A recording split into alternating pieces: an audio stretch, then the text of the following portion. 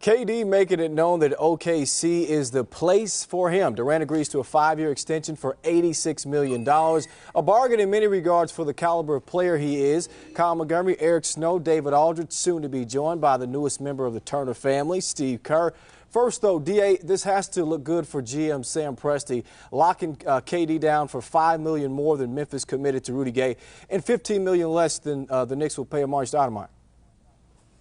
Yeah, and about $25 million less than Joe Johnson's going to get in Atlanta. So yeah, no question, it's a huge pickup for Oklahoma City. I mean, and it just goes to show you that the plan that Sam Presti had when he first took the job 4 years ago and was very clear about this was they were not going to be involved in free agency. They were going to keep drafting young players so that when it came time to pay, when they had to pay their guys, they would have the money to pay their guys. They did not want to be in a situation where they were capped out and they'd have to go into the luxury tax to pay their guys. So they stuck to that plan, and you see where it paid off with them being able to get, arguably, I mean, right now, if you look at all the players that have committed so far, is Kevin Durant number 2 behind Dwayne Wade? Maybe tied for first. So, to get him to commit for a lot less money than other teams are paying really is a great feat for Oklahoma City. But again, they had the plan in place to do that, and they stuck with it. All right, we welcome in Steve Kerr now. Steve, first, welcome. Glad to have you back aboard, of course. You've built teams before. OKC has Durant through the 2015 season. He opted not to have an out after 4 years. What does it mean to Oklahoma City to get this type of commitment so early from Durant? Well, it pretty much solidifies their future. I think there are very few true max guys in the league. I think maybe 5 or 6, and I think he's one of them. And he's the kind of guy you build a franchise around, and that's the plan. And the fact that they got him to commit and to do so without the opt-out after 4 years, I think that's huge for Sam and for Oklahoma City, and they've got a really bright future. KD, the youngest scorer in champion league history, obviously, so they're glad to have him locked down. But what else do they really need to surround him to be a real contender out west? Well, I think they've been putting that group together over the last couple of years through the draft with Westbrook and Jeff Green. Sam Presti's he's a San Antonio Spurs guy, a defensive disciple. That's why they added Cole Aldrich this year in the draft from Oklahoma City to try to solidify their defense.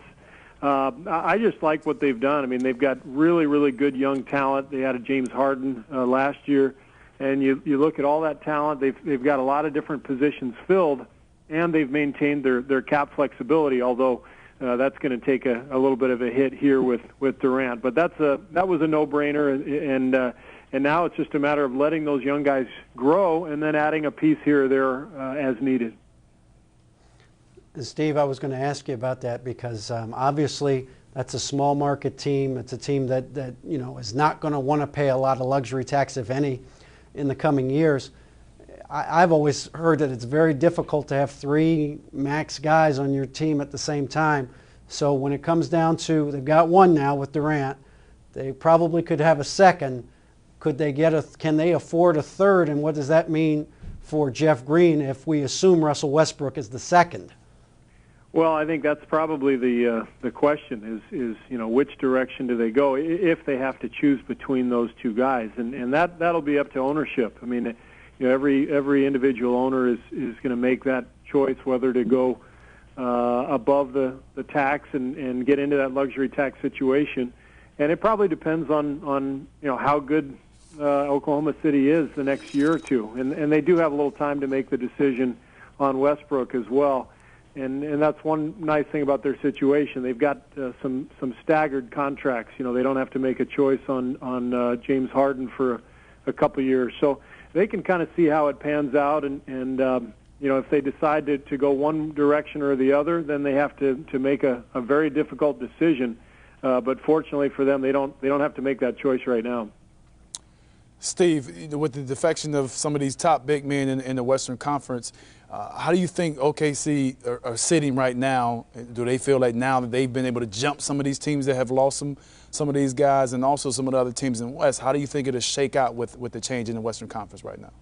Well, with everybody going east, I'm thinking about coming back to Phoenix now. And I mean, it was so brutal here the last couple of years in the West, and now all of a sudden you've got Boozer, you've got Amari heading east, and I wouldn't say the balance of power has shifted, but it seems to be evening out here. The top draft picks all went east, which is interesting with John Wall and Evan Turner and Favors. So hopefully it's balancing out a little bit, but I do think Oklahoma City is positioned to be one of the top teams in the conference for many years to come, and I think they're going to challenge the Lakers next year. I mean, they challenged them in the first round of the playoffs this year, and that will give them a lot of confidence. But now all of a sudden, they're maturing and they're growing before our eyes. So I think that's a team that's going to be a force for a long time.